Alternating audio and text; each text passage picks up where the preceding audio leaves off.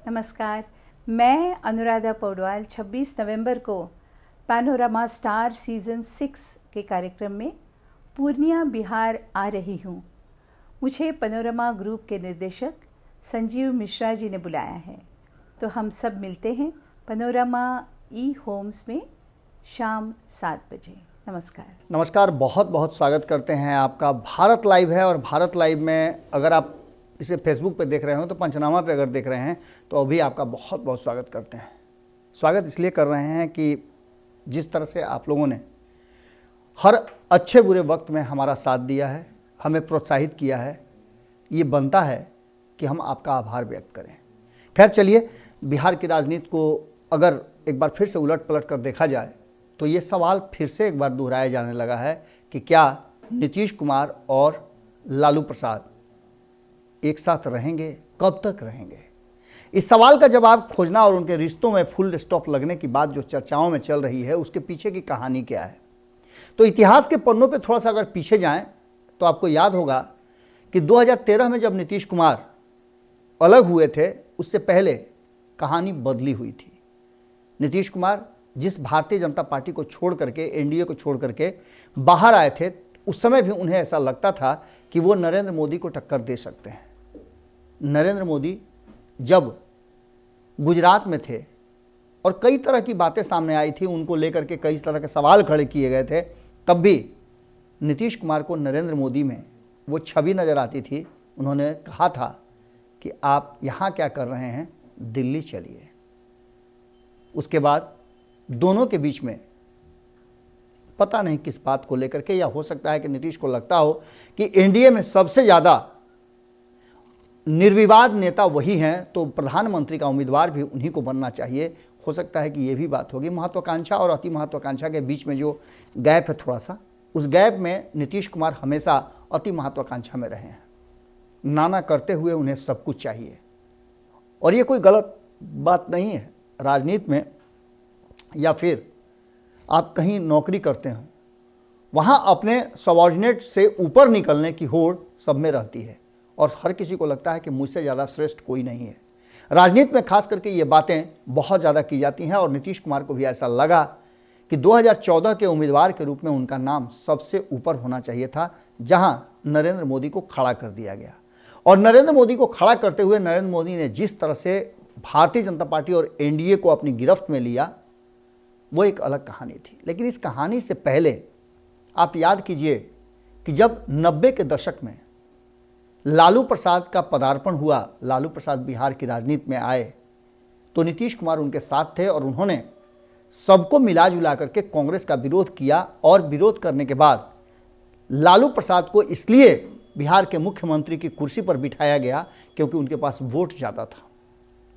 अब यहाँ से कहानी शुरू होती है और इस कहानी का प्लॉट वहीं जाकर के ख़त्म भी होगा।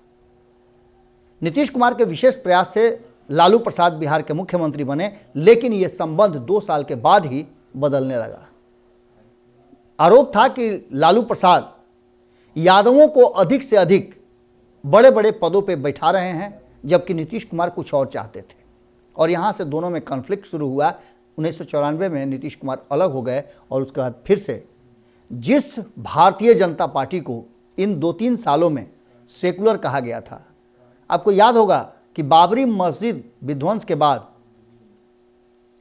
क्या हुआ था, जहां एक तरफ स्टार बनकर के लालू प्रसाद सामने आए थे। उन्होंने उन सारे लोगों को, सेकुलर और कॉम्युनल 2 जमात खड़ी कर दी गई थी, और नीतीश कुमार सेकुलरों के सबसे बड़े नेता हो गए थे क्योंकि उन्होंने आडवाणी का रथ रोका था।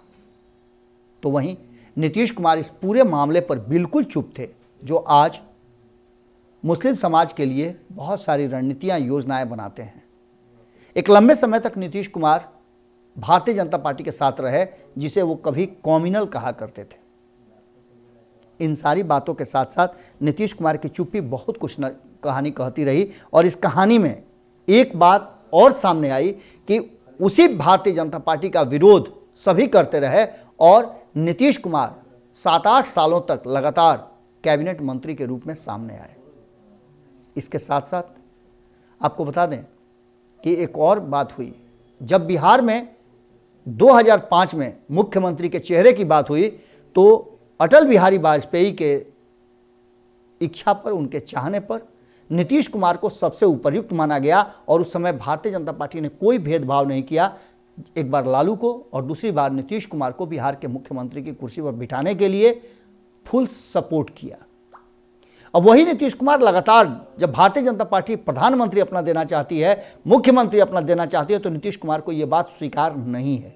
लेकिन क्या नीतीश कुमार को लालू प्रसाद, तेजस्वी यादव स्वीकार हैं? यहां भी नीतीश कुमार को दोनों में से कोई स्वीकार नहीं है, क्योंकि आपको पता है कि नीतीश कुमार ने पहले ही कह दिया है कि 2025 तक तो वो मुख्यमंत्री की कुर्सी पर हैं, 2025 के बाद क्या होगा वो देखा जाएगा। नीतीश कुमार कई बार ये बात बता चुके हैं कि उनके बाद तेजस्वी यादव को ही देखना है, इसके चलते उनकी पार्टी भी टूटी। पार्टी टूटने के बाद कहीं ना कहीं भारतीय जनता पार्टी ने भी उनके लिए जो ये सोचती थी कि नीतीश कुमार अपने बाद भारतीय जनता पार्टी के किसी व्यक्ति को, किसी नेता को किसी समझौते के तहत सीएम की कुर्सी सौंप देंगे, ऐसा भी नहीं हुआ और नीतीश कुमार ने पूरे मामले को उलझा दिया। अब सवाल ये खड़ा होता है कि क्या नीतीश लालू के रिश्ते पर फुल स्टॉप लगेगा? हम ये बात इसलिए कह रहे हैं कि 2017 में आपको याद होगा कि 2015 में नीतीश कुमार ने जब उन्हें मुख्यमंत्री की कुर्सी पर बिठाने के लिए लालू प्रसाद ने अभियान शुरू किया और ये अभियान उन्होंने अपने दोनों पुत्रों को भी राजनीतिक रूप से जमीन पर खड़ा करने का शुरुआत किया, तो एक तरफ जहां नीतीश कुमार लालू प्रसाद के फुल सपोर्ट में आ गए, तो नीतीश कुमार ने भी उनके दोनों बेटों को अपने दोनों हाथों से खूब आशीर्वाद दिया था। यहां तक कि नीतीश कुमार अपने राजनीतिक प्रकृति के विरुद्ध जातीय गणना को लेकर के, जातीय वर्गों को समेटने को लेकर के और जाति कार्ड खेलने के लिए लालू प्रसाद को फुल सपोर्ट कर दिया। नीतीश को कोई इस बात से अंतर नहीं पड़ता था कि लालू प्रसाद जातीय कार्ड खेलें, क्योंकि यहां नीतीश कुमार को मुख्यमंत्री की कुर्सी पर बैठना था और उनको इस बात का अंदाजा था कि अगर लालू प्रसाद जातीय कार्ड खेलेंगे तो उसका फायदा उन्हें मिलेगा। फायदा मिला भी। 2015 में सरकार बनी और खुल्लम खुल्ला जातीय कार्ड खेला गया और नीतीश कुमार ने लालू प्रसाद का इसमें फुल सपोर्ट किया। आरक्षण को लेकर के भी बहुत सारी बातें हुई और अंततः भारतीय जनता पार्टी को सत्ता से बेदखल तो नीतीश कुमार पहले ही कर चुके थे। 2014 में इतनी बड़ी जीत के बाद भी बिहार से भारतीय जनता पार्टी का सत्ता में आने का सपना चकनाचूर हो गया। नीतीश कुमार और लालू प्रसाद मिलकर के बिहार की सत्ता पर आए, तब भी यह बात कही गई थी। भारत लाइव ने तब भी यह बात कहा था कि नीतीश कुमार कितने दिनों तक लालू प्रसाद के साथ रह पाएंगे, क्योंकि लालू प्रसाद के राजनीति करने का तरीका कुछ अलग है। लालू प्रसाद जो कहते हैं वो करते हैं, और दूसरा लालू प्रसाद भी अपने हिसाब से अपनी रणनीति और राजनीति करने के लिए जाने जाते हैं। ऐसी स्थिति में दोनों जब एक प्रकृति के लोग हों, नीतीश कुमार भी चाहते हैं कि उनका कोई हस्तक्षेप न करे, तो लालू प्रसाद भी किसी तरह का हस्तक्षेप नहीं सुनते हैं। नीतीश कुमार सुनते भी नहीं है, लालू प्रसाद तो सुनते भी हैं, फैसला भले ही वो अपने मन से करें, लेकिन ये दोनों क्लैश टकराया और यही कारण था कि हमने आपको बताया था 2015 में कि ये संबंध, ये रिश्ता आगे कितना चलेगा। एक बार फिर से उसी मोड़ पे आकर के खड़े हैं हम लोग। 2017 में नीतीश कुमार जब एनडीए के साथ गए तो उनके सपने बहुत थे।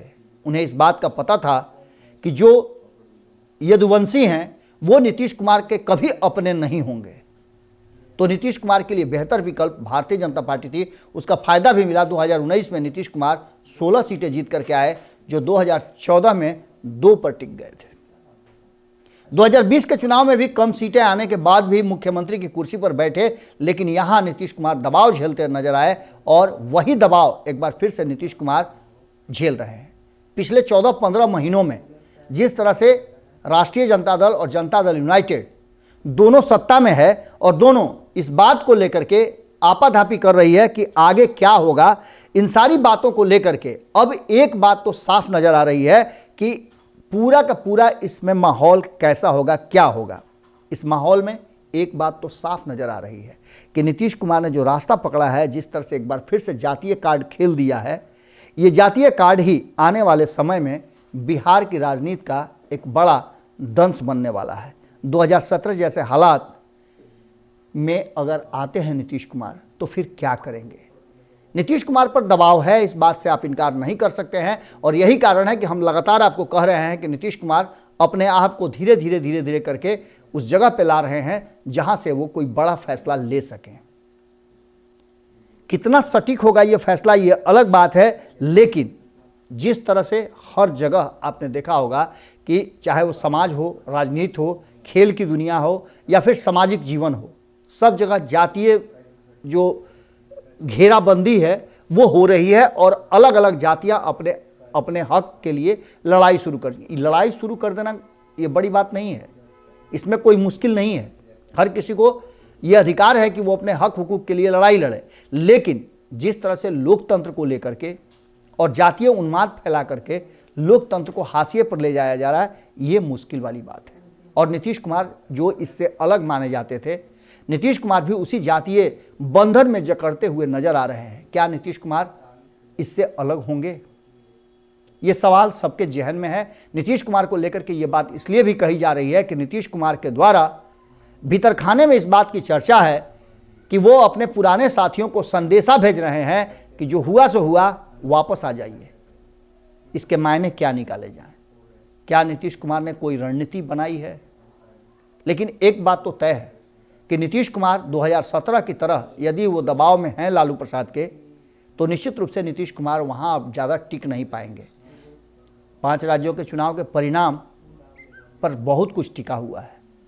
इसके बाद क्या होगा बिहार की राजनीति में, ये देखना बड़ा दिलचस्प होगा।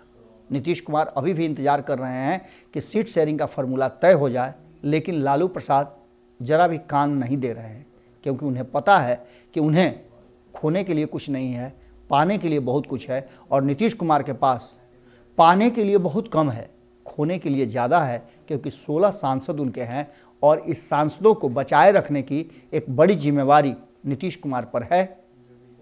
ऐसी स्थिति में नीतीश कुमार कोई बड़ा फैसला ले सकते हैं और ये फैसला हो सकता है कि नीतीश कुमार और लालू प्रसाद के रिश्ते को फुल स्टॉप लगा दें। जुड़े रहिए भारत लाइव के साथ, खबरों का सिलसिला लगातार जारी रहता है। बहुत बहुत धन्यवाद।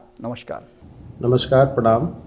आप जितने भी दर्शक हैं, मैं वीडियो के माध्यम से आप सभी को प्रणाम करता हूं, नमस्कार करता हूं और अपार हर्ष के साथ सूचित कर रहा हूं कि इस बार हम लोग का जो पैनोरमा स्टार का कार्यक्रम है 6ठा सीजन में है और 6ठा सीजन का कार्यक्रम जो है 24 नवंबर, 25 नवंबर और 26 नवंबर को होने जा रहे हैं। मैं आपको एक एक दिन का जानकारी देता हूँ कि 24 में क्या फंक्शन होना है, 25 नवंबर को क्या होना है, 26 नवंबर को क्या होना है, ताकि किसी को कोई कन्फ्यूजन ना रहे और समय से आकर के कार्यक्रम में भाग ले सके। तो पहला दिन फ्राइडे का है और 24 नवंबर है। सुबह 10 बजे जितने भी बच्चे पार्टिसिपेट किए थे स्पोर्ट्स में, चाहे वो जिस किसी विधा में हो, क्रिकेट, बैडमिंटन, वॉलीबॉल, टेनिस, शतरंज, जितने भी प्रतिभागी हैं, रनर विनर टीम को आमंत्रित किया जाएगा। वो लोग आएंगे, उनको शील्ड, पारितोषिक और सर्टिफिकेट से सम्मानित किया जाएगा। सबसे पहला कार्यक्रम ये है। फिर दिन में ही हमारा प्रॉपर्टी फेयर है, लोन मेला है, रिटेल्स एक्सपो है, फर्नीचर, ऑटोमोबाइल्स, ढेर सारे लोगों को इसमें आने का मौका मिलेगा और परचेजिंग करने का मौका मिलेगा, कुछ न कुछ अलग स्कीम के साथ में। उसी दिन हम लोग का सीमांचल मीट भी होगा, जिसमें सीमांचल के जितने भी बड़े नेता हैं, चाहे MP, MLA, मिनिस्टर, जितने भी लोग हैं और जितने भी हमारे युवा साथी हैं, वो लोग मंच के माध्यम से सीमांचल की बात रखेंगे। सीमांचल में अभी तक का जो सफ़र है और आगे की क्या रणनीति होगी, उस पर हम लोग चर्चा करेंगे।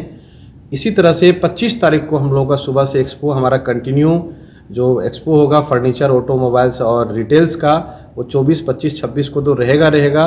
उसके अलावा शाम में हम लोगों का 25 तारीख को SDN न्यूज़ का एक कार्यक्रम है, उनका वार्षिकोत्सव है और साथ में कल्चरल प्रोग्राम है जिसमें सबरी ब्रदर्स आ रहे हैं, बहुत बड़े कलाकार हैं और हम लोगों का बड़ा सौभाग्य होगा उनको सुनने का, चूँकि बहुत बड़ा नाम है उनका सबरी ब्रदर्स का। वो लोग आ रहे हैं 25 नवंबर को। एवं 26 नवंबर जो अंतिम दिन है हम लोगों का, उस दिन सुबह से हम लोगों का जो बच्चे प्रतिभागी हैं, चाहे सिंगिंग में, डांसिंग में, ड्राइंग में, उन लोगों को उस दिन फाइनल होगा। रैम्प शो भी बच्चों का होना है, सिंगिंग, डांसिंग, ड्राइंग भी होना है, सभी का फाइनल होगा 26 नवंबर को। शाम में फिर 5 बजे से हम लोग का लक्की ड्रॉ है। लक्की ड्रॉ के बाद हम लोग जितने भी हम लोग घर तैयार हो गया है, अपने कस्टमर्स को हम चाबी वितरण का कार्यक्रम करेंगे और उसी दिन 26 नवंबर संडे का दिन है, क्योंकि अगले दिन भी छुट्टी है मंडे को, तो हम लोग जानबूझ करके संडे को रखे हैं कि सभी लोग उसमें भाग ले सके और आ सके, आनंद ले सके। चूँकि उस दिन हम लोगों का इंडिया कई बहुत बड़े नेम फेम है, अनुराधा पौडवाल जी वो आ रही हैं। आप सबों के लिए हमने उनको रिक्वेस्ट किया है, पूर्णिया आ रही हैं। और साथ में जो चर्चित आपका सीरियल है भाभी जी घर पे हैं, उनकी शिल्पा शिंदे जो मेन एक्ट्रेस है उसमें, वो भी आ रही हैं। और भी अन्य ऐसे बहुत बड़े बड़े कलाकार आ रहे हैं जिसको देखने और सुनने का हम लोगों को सौभाग्य मिलेगा। आप जितने भी दर्शक हैं, हमको सुन रहे हैं, हमारे जानकार हैं, रिश्तेदार हैं, कीथ एंड कीन है, कंपनी से जुड़े लोग हैं, कस्टमर्स हैं, जितने भी लोग हैं, मीडिया बंधु हैं, सभी से मैं आग्रह करता हूँ, निवेदन करता हूँ कि 24 नवंबर, 25 नवंबर और ख़ास करके 26 नवंबर का शाम कुछ अलग होगा। हमारे पूर्णिया के लिए बड़ा ऐतिहासिक दिन होगा, तो आप लोग ज़रूर आए। और मैं आग्रह करूँगा, एक चीज़ और मैं बताऊँगा कि आप अपने साथ गेट पास ज़रूर लाएँ।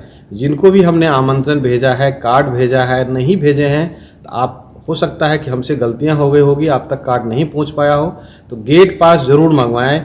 और एक चीज़, यदि आपके पास गेट पास नहीं पहुंच पाया है और यदि आपके पास मोबाइल पे सॉफ्ट कॉपी है हमारा गेट पास का, जो आमंत्रण कार्ड है वही हमारा गेट पास होगा। यदि आपके मोबाइल पे पहुंच गया है, नहीं पहुंचा, तो कहीं से मंगा करके आप एंट्रेंस गेट पे, चूँकि बिना गेट पास का एंट्री नहीं है, तो गेट पास अवश्य लाएं। या यदि मोबाइल पे है तो सिर्फ, लेकिन मोबाइल पे सिर्फ फैमिली वाले को अलाउ होगा, बैचलर को अलाउ नहीं होगा। फैमिली के साथ यदि आप आ रहे हैं और आपके मोबाइल पे गेट पास है तो आपको वहाँ एंट्री दे दी जाएगी। बहुत बहुत धन्यवाद, आपका इंतज़ार रहेगा। 24 नवंबर, 25 नवंबर, 26 नवंबर, फ्राइडे, सैटरडे, संडे, आप लोग आए और मनोरंजन का आनंद लें। बहुत बहुत धन्यवाद।